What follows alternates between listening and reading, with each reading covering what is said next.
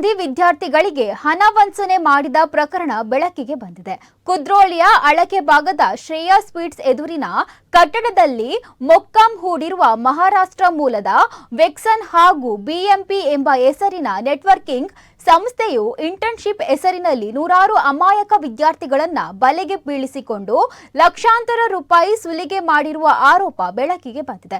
ಈ ಬಗ್ಗೆ ಮಂಗಳೂರಿನ ಪ್ರೆಸ್ ಕ್ಲಬ್ನಲ್ಲಿ ಸ್ವಸ್ತಿಕ ಕಾಲೇಜಿನ ವಿದ್ಯಾರ್ಥಿಗಳು ಸುದ್ದಿಗೋಷ್ಠಿಯನ್ನ ನಡೆಸಿ ಕಂಪನಿಯ ವಿರುದ್ಧ ಗಂಭೀರವಾದ ಆರೋಪವನ್ನ ಮಾಡಿದ್ದಾರೆ.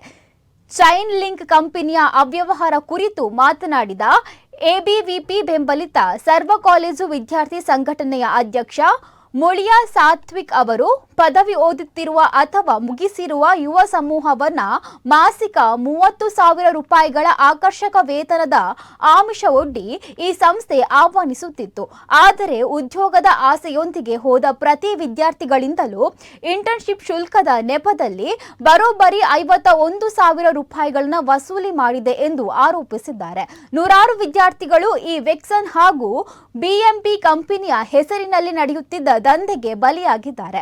ಮಂಗಳೂರಿನಂತಹ ಪ್ರಬುದ್ಧ ನಗರದಲ್ಲಿ ಹೊರ ರಾಜ್ಯದ ಕಂಪನಿಯೊಂದು ವಿದ್ಯಾರ್ಥಿಗಳನ್ನೇ ಗುರಿಯಾಗಿಸಿಕೊಂಡು ಇಂತಹ ಚೈನ್ ಲಿಂಕ್ ಮಾಫಿಯಾ ನಡೆಸುತ್ತಿರುವುದು ತೀವ್ರ ಆತಂಕಕಾರಿ. ಹೀಗಾಗಿ ನಮಗೆ ನ್ಯಾಯ ಸಿಗಬೇಕು. ಈ ಹಿನ್ನೆಲೆಯಲ್ಲಿ ಕದ್ರಿ ಪೊಲೀಸ್ ಠಾಣೆಗೆ ದೂರು ನೀಡಿದ್ದಾಗಿ ತಿಳಿಸಿದ್ದಾರೆ. ಈ ಸಂದರ್ಭದಲ್ಲಿ ಕೃಷ್ಣ ಪ್ರೀತೇಶ್, ಸಿನ್ಸನಾ ಸಿಂಧು, ಎನ್ಎಸ್ಯುಐ ಸಂಘಟನೆಯ ಕ್ರಿಸ್ಟನ್ ವಿನೇಜಸ್ ಉಪಸ್ಥಿತರಿದ್ದರು. ಪುನಃ ವಿದ್ಯಾರ್ಥಿಗಳಿಂದ ಹಣ ದೋಚುವಂತದ್ದು ಆಗ್ತಾ ಇದೆ. ಆದ್ರೆ ವಿದ್ಯಾರ್ಥಿಗಳ ಹಣ ಹೇಗೆ ಕೊಡ್ಬೋದು ಅಂತ 51,000 ಅಲ್ಲಿ ವಿಷಯ ಇರುವಂತದ್ದು. ಯಾಕೆಂತ ಹೇಳಿದ್ರೆ ಮನೆಯಲ್ಲಿ ಗೊತ್ತಾಗದೆ ಚಿನ್ನವನ್ನು ಅಡ ಇಟ್ಟು ಹೋದವರು ಇದ್ದಾರೆ. ಈಗ ಆ ಚಿನ್ನವನ್ನು ಅಡ ಇಟ್ಟಂತವ್ರು ಎಂತ ಆಗ್ತಾ ಉಂಟು ಅಂತ ಹೇಳಿದ್ರೆ ಅಲ್ಲಿ ಹೇಳಿಕೊಡುವಂಥದ್ದು ಎಂತ ಅಂತ ಹೇಳಿದ್ರೆ ಎಜುಕೇಶನ್ ಸಿಸ್ಟಮ್ ಸರಿ ಇಲ್ಲ. ಪೇರೆಂಟ್ಸ್ನ ಮಾತನ್ನು ನಾವು ಕೇಳಬೇಕು ಅಂತ ಇಲ್ಲ ಅಂತ. ಈಗ ಪೇರೆಂಟ್ಸ್ನ ಮಾತನ್ನು ಕೇಳಬೇಕು ಅಂತ ಇಲ್ಲ ಅಂತ ಹೇಳಿದಾಗ ವಿದ್ಯಾರ್ಥಿಗಳು ಅವರ ಮನೆಯಿಂದ ಗೊತ್ತಾಗದಾಗೆ ಚಿನ್ನಾಭರಣಗಳನ್ನು ತಂದು ಅಡ ಇಡುವಂಥದ್ದು ಮಾಡ್ತಾರೆ. ಅದನ್ನು ಮಾಡಿ ಆ 51,000ವನ್ನು ಇವರು ಈಗ ಜಿಪೇ ಮಾಡಿರುವಂಥದ್ದು ಒಂದು ಕೇಸ್. ಹೀಗೆ ಎಷ್ಟು ಕೇಸ್ಗಳಾಗಿದೆ ಅಂತ ಗೊತ್ತಿಲ್ಲ.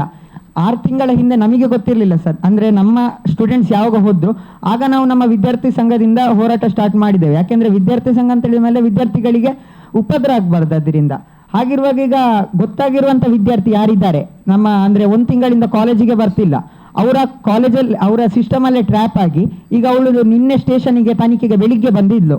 ಅವಳ ಬಗ್ಗೆ ಕೇಳುವಾಗ ಆನ್ಸರ್ ಅಂತ ಕೊಡುವುದಿಲ್ಲ, ಕೇವಲ ಎಸ್ ನೋ ಆಲ್ರೆಡಿ ಹೇಳಿದಂಥ ಸಿಸ್ಟಮಲ್ಲೇ ಆನ್ಸರ್ ಕೊಡ್ತಿದ್ದಾಳೆ ಅವಳು.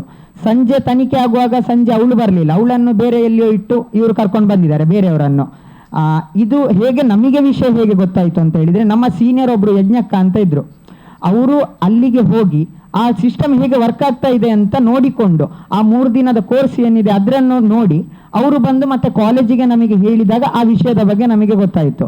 ಇದೀಗ ಆಗಲೇ ರಮ್ಯ ಹೇಳಿದಾಗೆ ನಮಗೆ ವಿಷಯ ಮೊದಲೇ ಇವಳು ಹೇಳಿದ್ಲು, ಒಂದು ಎಷ್ಟು 5-6 ತಿಂಗಳ ಹಿಂದೆ ಹೇಳಿದ್ಲು. ಆದರೆ ಇವಳು ಹೀಗೆಲ್ಲ ಮಾಡಿರ್ತಕ್ಕಂಥದ್ದು ನಮಗೆ ಗೊತ್ತಿರಲಿಲ್ಲ. ಅಂದರೆ ಪಿರಮಿಡ್ ಸಿಸ್ಟಮ್ ಅವತ್ತಿಂದಲೇ ಆಗ್ತಾ ಇದೆ. ಒಬ್ಳು ವ್ಯಕ್ತಿ ಇರ್ಬೋದು, ಒಬ್ಳಾದ್ರೆ ಎಂತ ಮಾಡ್ಲಿಕ್ಕೆ ಆಗ್ತದೆ ಅಂತ ನಾವು ಜಾಸ್ತಿ ಇದರ ಬಗ್ಗೆ ಯೋಚಿಸಿರಲಿಲ್ಲ. ಆದರೆ ನನಗೆ ಸರ್ವ ಕಾಲೇಜು ವಿದ್ಯಾರ್ಥಿ ಸಂಘದ ಅಧ್ಯಕ್ಷ ಆದ ಮತ್ತೆ 2-3 ಕಾಲ್ ಬಂದಾಗ, ಶ್ರೀನಿವಾಸ್ ಇರ್ಬೋದು, ಅಲೋಷಿಯಸ್ ಇರ್ಬೋದು, ಇಲ್ಲಿಂದ ಕಾಲ್ ಬಂದ ಮತ್ತೆ ನಮ್ಮದೇ ಕಾಲೇಜಲ್ಲಿ ಆದಾಗ ಈ ಒಂದು ಸಿಸ್ಟಮ್ ಸರಿಯಾಗಿ ನಡೀತಾ ಇದೆ. ವಿದೌಟ್ ಆ ಬಿಲ್ಡಿಂಗ್ನ ಓನರ್ನ ಸಪೋರ್ಟ್ ಇಲ್ಲದೆ ಅಲ್ಲಿ ಆ ಸಿಸ್ಟಮ್ ನಡೆಯುವಂಥದ್ದು ಚಾನ್ಸೇ ಇಲ್ಲ.